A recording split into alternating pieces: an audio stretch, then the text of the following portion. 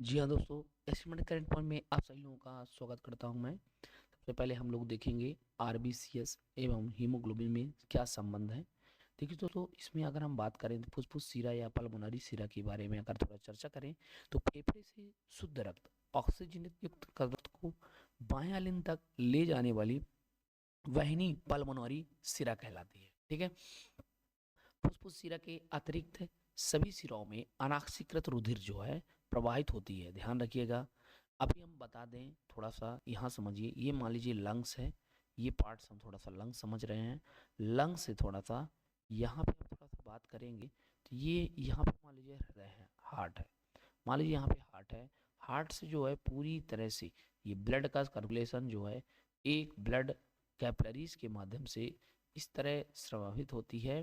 तो यहाँ से देखिए, यहाँ से यहाँ तक ले जाने में जो अशुद्ध रक्त अनप्योर ब्लड लेके जाते हैं, अनप्योर ब्लड जो होता है, ठीक है। तो अनप्योर ब्लड की अगर हम बात करते हैं दोस्तों, तो इसमें जो है ये कौन सा काम करता है, इसमें जो है धमनी काम करता है। कौन से धमनी काम करता है? नहीं, इसमें सिरा काम करता है।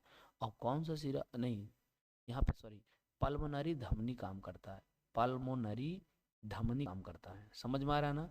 पल्मोनरी धमनी क्यों? अशुद्ध रक्त का, अनप्योर ब्लड को लेके जाता है। अनप्योर ब्लड, ध्यान रखिएगा, अनप्योर ब्लड लेकर के ये जाता है। लेकिन अगर यहाँ से अगर हम बात करते हैं यहाँ आने के लिए, तो यहाँ पे मैं थोड़ा सा आपको बता दूं, यहाँ पे जो बात मैं करने वाला हूँ इसमें जो जाती है, इसमें जो है सिरा जाता है। और कौन सा सिरा कहलाता है बेटा? ये पल्मोनरी, पल्मोनरी, पल्मोनरी सिरा होती है, जो कि शुद्ध रक्त को, ध्यान रखिएगा, जो कि शुद्ध रक्त को कहाँ तक पहुंचाता है? शुद्ध रक्त को लंग्स यानी मतलब हृदय तक पहुंचाता है। जी हाँ दोस्तों, हृदय, हृदय तक क्या करता है? ये पहुंचाने का काम करता है। ये थोड़ा सा महत्वपूर्ण हो जाता है। अब यहाँ से जो हृदय से जो आप पूरे बॉडी में जो लेके जाता है, यह पे भी ये भी ऑक्सीजनेटेड रक्त होता है, यानी शुद्ध रक्त होता है। इसको कौन ले जाता है? तो धमनी लेके जाती है। कौन लेके जाती है जल्दी बताइए? धमनी लेके जाती है। अब यहाँ पे धमनी देखो शुद्ध रक्त को लेके जाती है, और यहाँ से जो अशुद्ध रक्त हृदय तक कौन लेके जाता है? तो ये सिरा लेके जाती है, यानी वेन सिरा लेकर के जाती है। ठीक है, तो ये थोड़ा सा समझिएगा। पल्मोनरी सिरा फेफड़े शुद्ध रक्त बायालिंद के आधार पे चलता है। तो ये सारा चीजें छोटा सा है। मानव हृदय वजन पुरुष में लगभग 300 पद से लेकर के, मतलब पुरुष में अगर हम बात करें, मानव हृदय की अगर हम बात करें, तो मेल में अगर हम थोड़ा सा बात करें, मेल में लगभग अगर 300 ग्राम से लेकर के 350 ग्राम तक उसके हृदय का वजन देखा गया है। ठीक है। और यही बात अगर फीमेल की बात करते हैं दोस्तों, तो फीमेल में जबकि ये देखा गया कि 250 ग्राम से लगभग 300 ग्राम तक का ये फीमेल को देखा गया है। ठीक है। अब देखिए, भ्रूण विकास की गैस्ट्रोलावस्था में ज्यादातर होता है। हृदय की उत्पत्ति भ्रूण की मध्य परत मीजोडर्म से होता है। अब देखिए दोस्तों, जो हृदय बनता है, जैसे एक गैस्ट्रुला है, गैस्ट्रुला में जो है आप देखेंगे इसके नीचे वाला पार्ट्स होता है। देखिए अंदर की बात एंडोडर्म कहलाता है। क्या कहलाता है बेटा? एंडोडर्म। जी हाँ दोस्तों। इसके बाद ऊपर वाले पार्ट को हम ईपीडर्म कहते हैं। क्या कहते हैं? ईपीडर्म। और इसके बाद इसके पार्ट जो जो हल्का लिक्विड पदार्थ होता है उसे मीजोडर्म कहते हैं। क्या कहते हैं बेटा? मीजोडर्म कहते हैं। तो ये मीजोडर्म जो आप देख पा रहे हैं, तो ये इससे हृदय बनता है। इससे क्या बनता है? भ्रूणी अवस्था का हृदय बनता है, हार्ट बनता है। समझ रहे हैं ना? मेरी बात समझ में आ रहा है? तो ये इस तरह का थोड़ा सा पार्ट होता है। अब हम थोड़े से और चर्चा करते हैं। तो भ्रूणी अवस्था में सबसे पहला कार्यकारी अंग हृदय है, जिसका निर्माण लगभग 20 से 21 दिनों में होता है। तो ध्यान रखिएगा, भ्रूण अवस्था में सबसे पहला जो कार्य करने वाला अंग है वो हृदय है। और हृदय का निर्माण लगभग, मैं आपको बता दूं, 20 से लेकर 21 दिन तक होता है। ठीक है। समझ में आ रहा कि नहीं आ रहा? आ रहा होगा। ठीक है, तो चलते हैं आगे नेक्स्ट। इसके बाद तो चलते हैं नेक्स्ट। अब इसके बाद आप देखेंगे 4 से 5 हफ्तों अपना कार्य क्रमण शुरू कर देता। अब हृदय जब बना, हृदय का जब निर्माण हुआ, तो हृदय जो है लगभग 4 से 5 हफ्ते में अपना कार्य जो है पूरा करना शुरू कर देता है। ठीक है। अब हम बात आगे करते हैं, ब्लड के ही बारे में बात कर रहे हैं सर, तो हम और थोड़ा सा चर्चा कर लेते हैं। तो जैसा इसमें दिखाई दे रहा है, ठीक है, महाशिरा की बात हम करें, तो जैसा आप देख रहे हैं, महाशिरा में समस्त अंगों में अशुद्ध रक्त 2 महाशिराओं द्वारा लाया जाता है।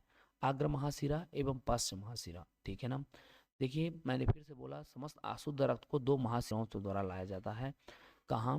देखिए एक अग्र महाशिरा शरीर के ऊपरी भागों में अशुद्ध रक्त को हृदय दायां लिंग तक लेकर लाती है, ठीक है। अशुद्ध रक्त को हृदय दायां लिंग तक लेकर आती है, उसको महाशिरा कहते हैं। क्या कहते हैं दोस्तों? महाशिरा। तो महाशिरा का काम क्या होता है, जल्दी एक बार फिर से बोलो। ये जो है दायां अलिंद तक लाती है, ठीक है। और पश्च महाशिरा का काम क्या होता है? पश्च महाशिरा निचले भागों में अशुद्ध रक्त को हृदय दाएं अलिंद तक लाती है। अब देखिए कुछ महत्वपूर्ण प्रश्न हम बात करें, महाधमनी एवं शिरा में क्या अंतर है। देखिए दोस्तों, अगर हम बात करें, धमनियों में शुद्ध रक्त बहता है जो कि त्वचा की गहराई अर्थात तो मांसपेशियों में स्थित होता है, जबकि शिराओं में अशुद्ध रक्त बहता है जो कि त्वचा की ऊपरी सतह में स्थित होती है।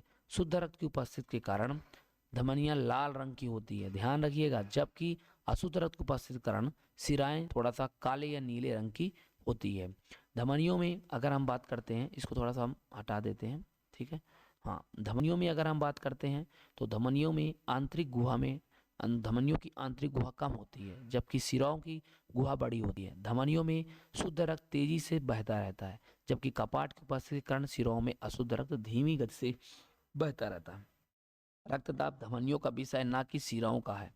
प्रेम प्रस्ताव स्वीकार न किए जाने पर, ठीक है, प्रेम प्रस्ताव अगर स्वीकार नहीं करता है तो जो आशिक है, ठीक है, तो आशिक द्वारा नसों का काट जाना वास्तव में शिरा का क्षतिग्रस्त करना आता है। अब देखिए यहाँ पे जो बात किया जाए तो आशिक नसों के द्वारा काटा जाना वास्तव में शिराओं की क्षतिग्रस्त है, न धमनी का। तो जब आदमी कोई अपनी नसें वगैरह काट लेता है तो वो धमनी नहीं कटती है, उससे क्या कटती है? शिरा कटती है। क्या कटती है बेटा? शिरा। ध्यान रखिएगा, ये छोटी छोटी चीजें हैं, इसको समझने योग्य बातें हैं, ठीक है। तो चलते हैं, समझ में आ गया? ठीक है, अब हम आगे की बढ़ते हैं। तो सबसे पहले अपन और थोड़ा सा चर्चा करते हैं। तो देखिए, जैसे आपको जिसके बारे में हमने चर्चा किया है अभी, ठीक है, उसी की चर्चा अब हम करेंगे।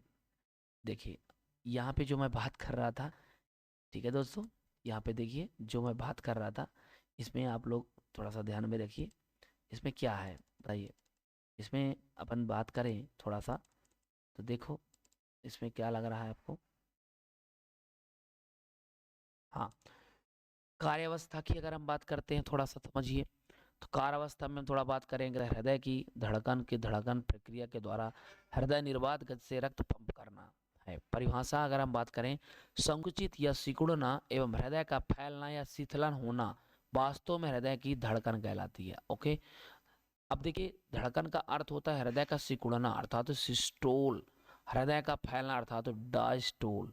तो देखो सिस्टोल किसे कहते हैं, ये यहाँ पे समझने की बात है, और डायस्टोल किसे कहते हैं ये भी आपको समझने की बात है। डायसिस्टोल, ठीक है, तो ये भी आपको एक समझने की बात है। तो देखिए जब हृदय का सिकुड़ना होता है उसे डायसिस्टोल कहते हैं, और जब का हृदय का शीतलन होता है उसे सिस्टोल कहा जाता है, ठीक है। हृदय की कार्डियक मांसपेशियों के कारण लगातार संकुचन या शीतलन हृदय होता रहता है। अब हम अलग प्रकार की बातें देखेंगे, आरबीसी में हीमोग्लोबिन का संबंध में प्रकार समझेंगे। तो हृदय की धड़कन दो प्रकार की होती है, एक टेकी कार्डियक हृदय की धड़कन लगभग 72 से 90 तक पहुंच जाना, हार्ट बीटिंग का उड़ जाना, और ब्रेडिकार्डिया हृदय की धड़कन 72 से घटकर 60 तक पहुंच जाना, उसे हार्ट बीट का उड़ जाना कहलाता। हृदय ध्वनियों का या हृदय स्पंदन, ठीक है दोस्तों। तो यहाँ पे अपन बात करेंगे, तो इसमें आप देखेंगे हृदय का सिकुड़ना या अपन बात करें, ठीक है, हृदय का संचलन होना, ठीक है। तो यहाँ पे जो हृदय के सिकुचन होना या हृदय का सिकुड़ना, ये जो बात बताया जा रहा है, ठीक है, तो समझ रहे हो ना। तो अपन जो बात कर रहे हैं इसमें समझिए, तो इसमें क्या है, ठीक है, इसमें देखिए तो क्या होता है, हृदय के संकुचन या शिथिलन से हृदय ध्वनियाँ या हृदय स्पंदन होता है।